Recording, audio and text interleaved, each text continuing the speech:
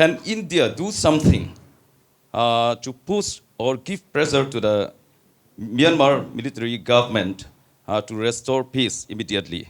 Or will India still be the good friend of Myanmar dictator or the exiled national unity government elected by the people?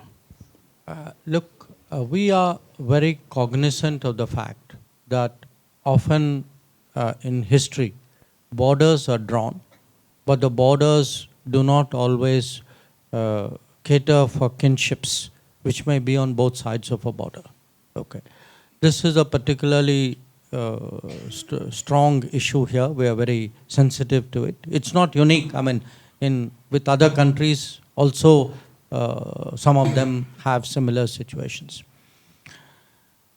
So what happens across the border is a very, very, is an issue where we are concerned, one, just physically as a neighbor, also because sometimes there could be, as I said, situation created where there could be activities which affect our interests negatively, or there could be the human aspect of it, what you are talking about, that, you know, if there is violence out there and people are running away from the violence, and there are kinships here, obviously there'll be strong feelings here. So these are very, very natural factors whenever there is a conflict situation.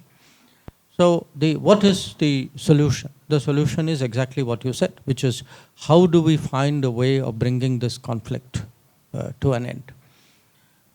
Now, what happened when the current, what is called SAC, the military leadership, they assumed power.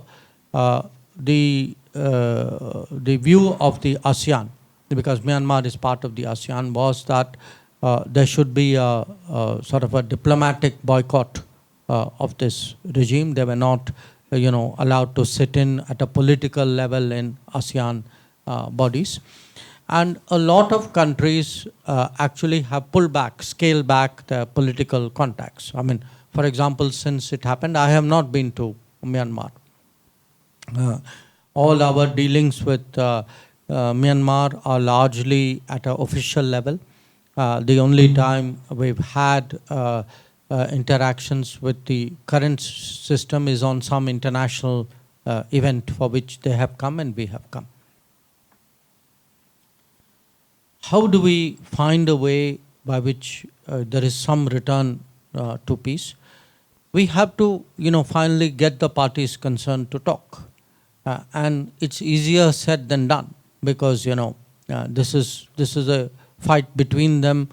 How much leverage we have on the parties concerned, not just us, if you take the ASEAN, other neighbors, even China, even the other Western countries, the leverage that the world has on Myanmar is not strong enough for it to actually get people to sit down and negotiate. It doesn't happen in a day. I remember the last time, I'm now talking of 1980s, when we had a similar situation. I think this time the violence levels are much more than they were at that time.